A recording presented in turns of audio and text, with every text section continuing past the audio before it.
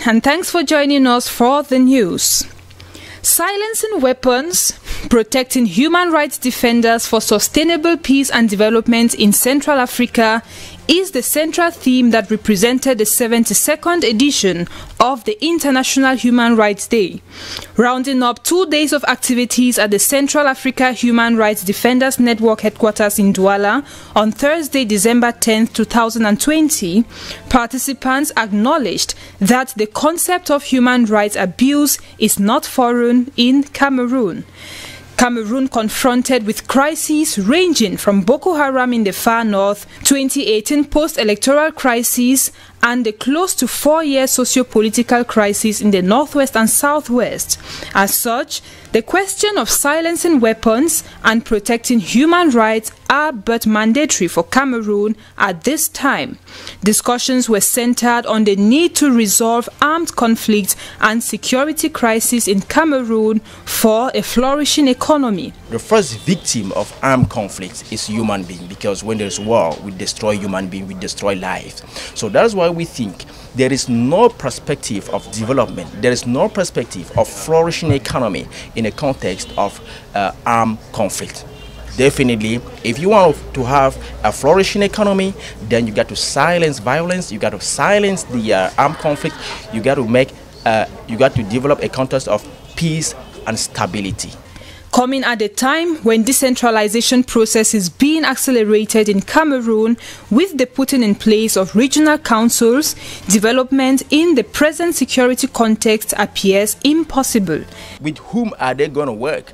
They have to work with the local people. And if these local guys are destabilized, if they are forced to flee their homes, to flee their area, who are you going to develop the country with, the region with? So definitely we believe that the only way to get people at work is to get them stable and to get them in peace. So without peace and stability, there is no perspective of development, be it regional or national level. Therefore, the way out is for Cameroonians to come together as one man. People need to rise up as a voice, because they are the ones who hear the pinch, who know the sounds of the guns, who don't sleep in their homes, and then they know what to do and how to go about it, in seeing that we have softness of minds and a kind of negotiation and definitely peace in Cameroon. Questions and answer sessions rounded up the day.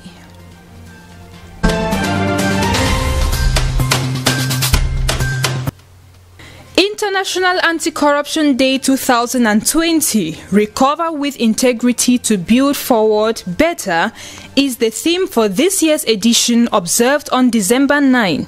It comes as an opportunity to promote collective action in preventing and addressing corruption, particularly in relation to the devastating consequences of COVID-19 on governance, institutions, the economy, and society.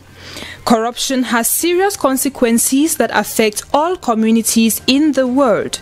In Cameroon, its effects are widespread in the public and private sectors, schools, election and trade, which the National Anti-Corruption Commission (CONAC) is specifically out to fight in its various forms.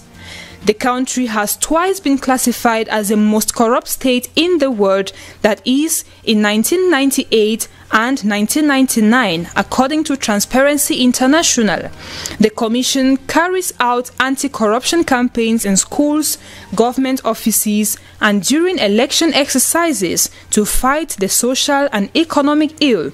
However, Cameroonian citizens seem less knowledgeable about the Anti-Corruption Commission and their role as citizens to help fight corruption.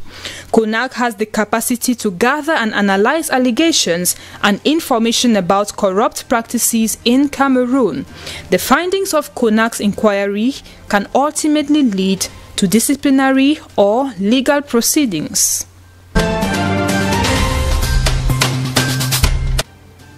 78 days under custody within his own home, accused of propagating insurrectional plans in Cameroon, the leader of the Cameroon Renaissance Movement (CRM) party, Professor Maurice Kamto, on December 8, was released as security dispositions were cleared from his residence. Government spokesperson in a communique signed on Tuesday indicated that government has relaxed grip on CRM militants following the successful election of regional councillors in Cameroon, an exercise which Maurice Kamto was opposed to. Human rights activists welcomed the move, saying the house detention was an illegal act. Having come this far, the government should extend the same action on all others being detained in security cells. They feel that the problem Cameroon is facing does not lie with liberating Kamto.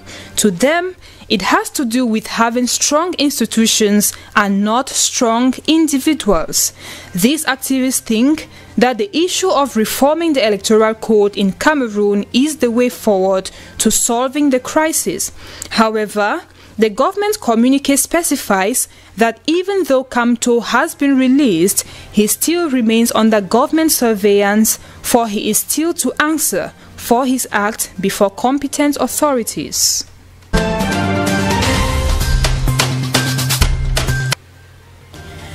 President Nana Akufo-Addo has been re-elected President of Ghana with 51.59% of the votes. Results from the Election Commission showed on Wednesday, December 9, as deadly violence gripped the West African country.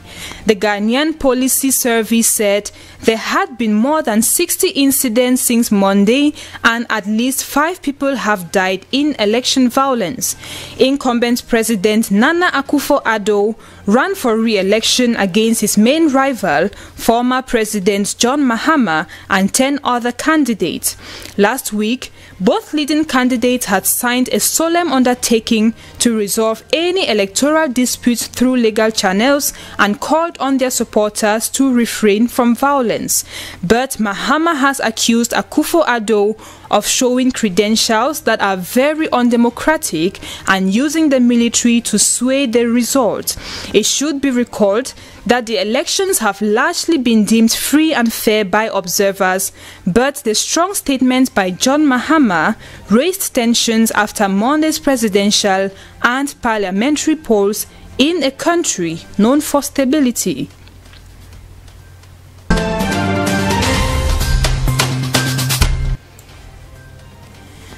President Uhuru Kenyatta and his Ethiopian counterpart, Prime Minister Abiy Ahmed, met in Kenya on Wednesday, December 9, to inaugurate a new border post. Cross-border violence has traditionally weakened trade and displaced civilians, as Kenyatta acknowledged an operation that has been realized in efforts to boost economic ties between Kenya and her northern landlocked neighbor.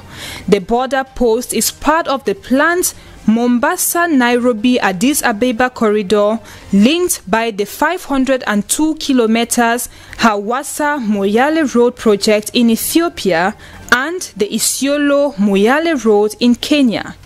In 2018, dozens were killed during clashes between ethnic Somalis and Oromos in Moyale.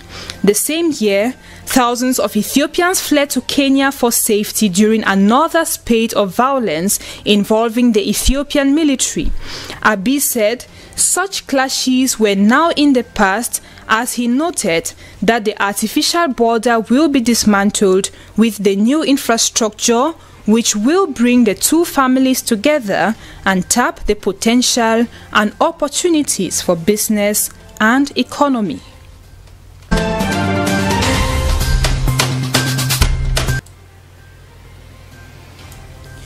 Morocco is preparing to launch a campaign to vaccinate 20 million adults against COVID-19 in just a few months. The operation is set to begin this month with the Sinopharm vaccine, which was tested on 600 Moroccans as part of clinical trials. Morocco is battling resurgence in virus infections, with the number of recorded deaths from the virus surpassing 6,000. The North African Kingdom is pinning its hopes on two vaccine candidates, one developed by China's Sinopharm and the other by Britain's Oxford University and AstraZeneca. It is said that this vaccine will not be compulsory but may become essential, especially for persons traveling outside Morocco. On the spot, where vaccination has become a commonplace act for decades, many Moroccans welcome it and hope to emerge from the health crisis soon. But among the 20 to 30-year-olds less affected by the serious forms of the virus, this anti-COVID-19 vaccine imported from China arouses disbelief and reluctance. According to the health minister, early results have proven the vaccine to be safe and effective, with no severe side effects reported. The Egyptian army announced on Tuesday, December 8, that it had killed 40 suspected jihadist militants since September in air and ground operations in the Sinai region, site of an Islamist insurgency. In a video statement posted on social media, the army said its air force had managed to eliminate 25 Takfiri elements in the strategic northeastern region. Egyptian security forces used the term Takfiri to refer to extremist Islamist militants. The army also said that 7 of its own personnel had been either wounded or killed, without specifying how many suffered injuries or died. Terrorist attacks have multiplied in the region since the army ousted President Mohamed Morsi, one of the Muslim Brotherhood, in 2013. Egyptian authorities have been conducting a nationwide operation against Islamic militants, mainly focused on the northern Sinai and the western desert, since February 2018.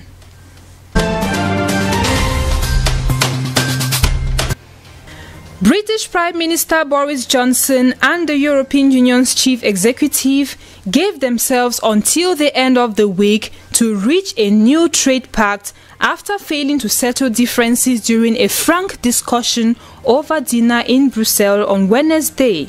Britain is to drop out of the EU after 47 years of membership following Brexit, but failure to agree on new rules to govern everything from trade to energy ties would cause border conflicts.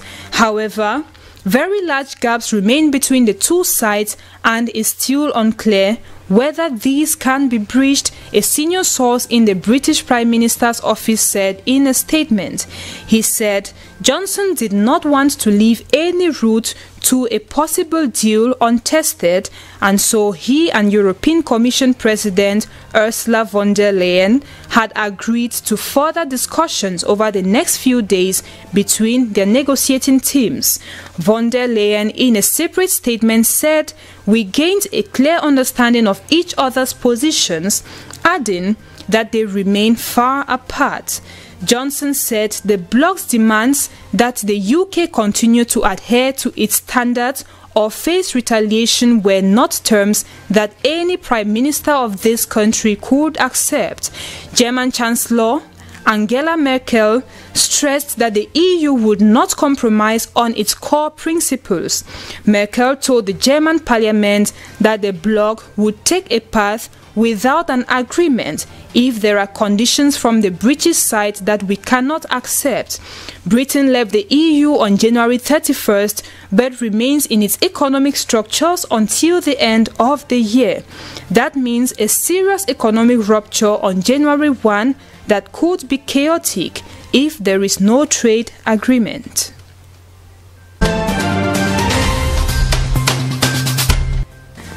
The European Medicines Agency, EMA, says it has been hit by a cyber attack, and documents relating to the Pfizer-BioNTech COVID-19 vaccine have been unlawfully accessed.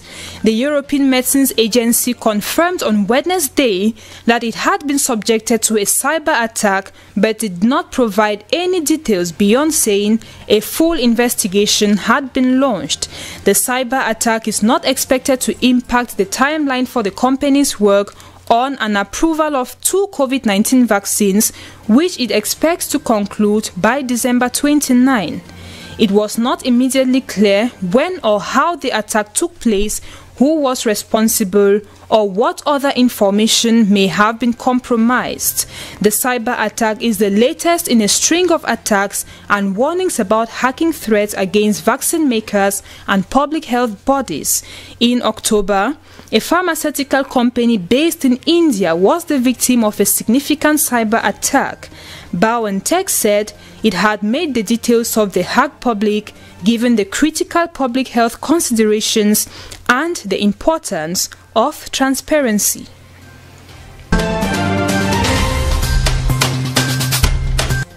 Still in health, the United States has recorded its highest coronavirus-related deaths in one day as a brutal surge gathers spreads across the country. On Wednesday, the U.S. Department of Health and Human Services data showed a new record of more than 3,250 lives lost to the COVID-19 in a single day, while public health officials stepped up preparations for a vaccine campaign of historic scope ahead of final regulatory review. The country has broken the previous mark of 2,232 set on April 17 in the early weeks of the pandemic. The country is expected to approve and begin distributing the vaccines as early as December. The Institute for Health Metrics and Evaluation, IHME, researchers said in a rapid vaccine rollout could potentially save 14,000 more lives from the expected 539,000 deaths by April 1, but that only reduces the death toll by 9,000 before then. Mass scale-up of vaccination in 2021 means we have a path back to normal life, but there are still a few rough months ahead, IHME Director Christopher Murray said in a statement. We must be vigilant in protecting ourselves at least through April, when, as our projects indicate, vaccines will begin to have an impact, he added. The U.S. is averaging positive cases of 200,000 per day, an increase of 15% from the average 2 weeks earlier, and has recorded more than 15 million total cases, more than anywhere else in the world by a wide margin.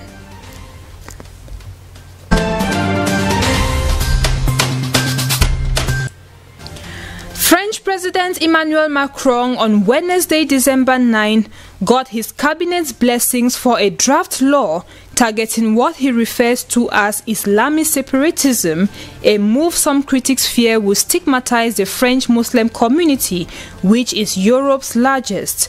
The textual context was initially titled "The Anti-Semitism Invoice," a term Macron used to refer to radical Islamists withdrawing from mainstream society. Defending the bill at a press conference on Wednesday, Prime Minister Jean Castex said the text does not target religious freedom but is aimed at the nefarious ideology of radical Islamism.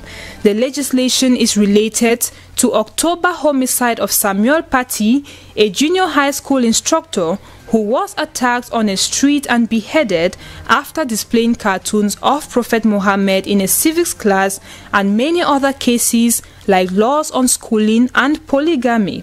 Macron has become a target of fierce protest in some Muslim countries amidst calls for boycotts of French products over his defense of the right to blaspheme and his claim that Islam is in crisis around the world.